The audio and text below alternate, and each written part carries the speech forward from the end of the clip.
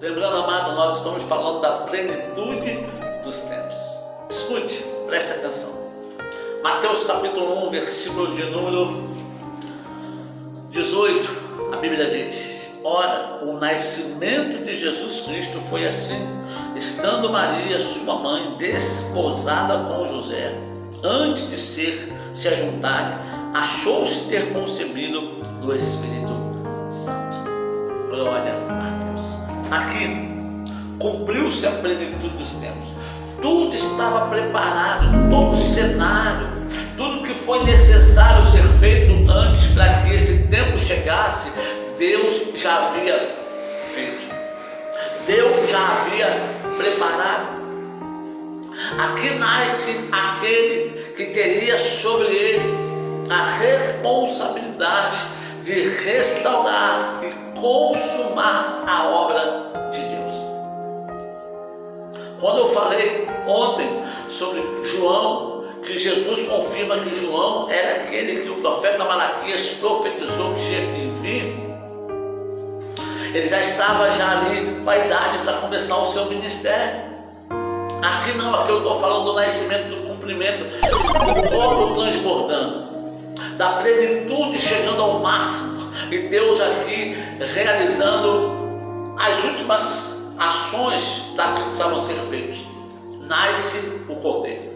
Se você continuar lendo lá João capítulo 1, você vai ver que no questionamento, questiona ele por que ele batizava no Jordão. Ele fala: depois de mim virá um que vos batizará com água e com fogo, aquele ao qual eu não sou digno de desatar a sandália dos seus pés. Aí vai dizer que isso João falava do outro lado do Jordão, em Betânia, que no dia seguinte João viu vindo Jesus em direção a ele para ser batizado, e João apontou para ele e falou: eis aí o Cordeiro de Deus que tira o pecado do mundo. Por que o Cordeiro? Porque o sacrifício do pecado, quando você vê nas leis, precisava de um Cordeiro sem mancha, um Cordeiro perfeito, para ser morto no lugar do pecador. O Cordeiro assumia o lugar do pecador. E assim a consequência do pecado pela morte, como diz Romanos, capítulo de número 3, a consequência do pecado, o salário do pecado é a morte caía sobre aquele Cordeiro. Jesus é o Cordeiro que assumiu a culpa da morte, sua e minha. A plenitude dos tempos é cumprida ali. Você vai ver em Hebreus capítulo 1 que o escritor vai começar a dizer que Deus antigamente já falou com o povo através dos profetas, mas que agora nos últimos tempos falou com eles através do seu Filho, e o Filho encarnado vivendo no meio deles. Sabe, a plenitude se cumpre, Deus executa o plano, Deus dá a martelada final, Deus coloca o último prego, Deus joga a última carta, dá a última cartada. Quando Jesus nasce, cresce, exercita o seu ministério, faz as curas, os milagres, mostrando que o reino de Deus é real e verdadeiro, e se deixa morrer na cruz do Calvário, porque a morte não podia tragar ele, porque o salário do pecado é a morte, mas em Jesus não havia pecado. Jesus não pecou em dia, nem momento, nem hora nenhum. Então, quando ele está na cruz para morrer, ele tem que assumir o teu e o meu erro. Ele faz o papel do Cordeiro, que nós colocávamos as mãos sobre o Cordeiro, se compadecendo com ele e conosco, ele assumindo a nossa culpa. Jesus assumiu a sua culpa, Jesus assumiu a minha culpa, Jesus assumiu a nossa culpa. Isaías tem uma visão tremenda, 700 anos antes do menino nascer, 730 anos mais ou menos antes dele. Isaías 53, ele fala que ele levou sobre si as nossas enfermidades, e sobre as suas pisaduras nós fomos sarados, que ele não tinha formosura nenhuma, e que foi desprezado por nós.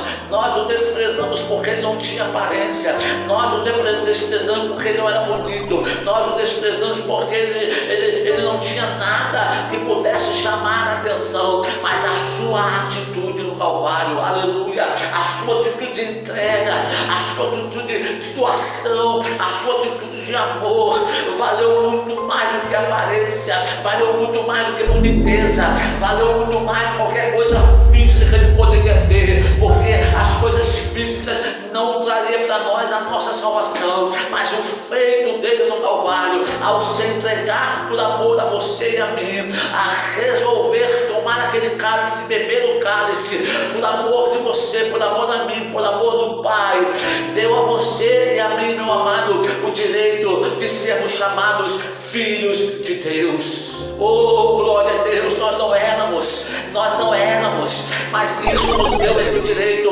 porque todos aqueles que o receberam, todos aqueles que creram, todos que o receberam, foi dado a eles o direito de serem chamados filhos de Deus.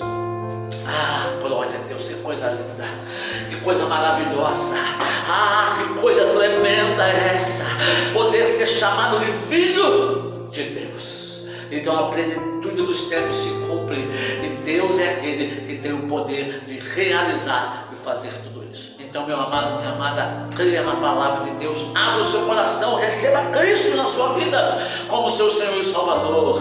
Aleluia, e goste disso, porque a coisa mais certa que nós temos nessa vida é a morte. A morte chegará para todos, mas o fim não é a morte. Existe uma eternidade após da morte. E aí você decide em qual delas você quer ir, direita ou esquerda. Bendito Deus e Pai, nós te louvamos, te glorificamos nesse momento. Muito obrigado pela tua palavra nesses dias, ó Deus, que ela ministre o coração dos seus filhos, que ela penetre o coração deles, que ela entre de uma forma tremenda e poderosa, esmiuçando, quebrando, desfazendo sofismas, ó Deus, abrindo o entendimento e a compreensão, para que o seu nome seja glorificado sobre nossas vidas, em nome de Jesus. Amém. Meu amado, olha, beijo no seu coração, Deus te abençoe, rica e poderosa.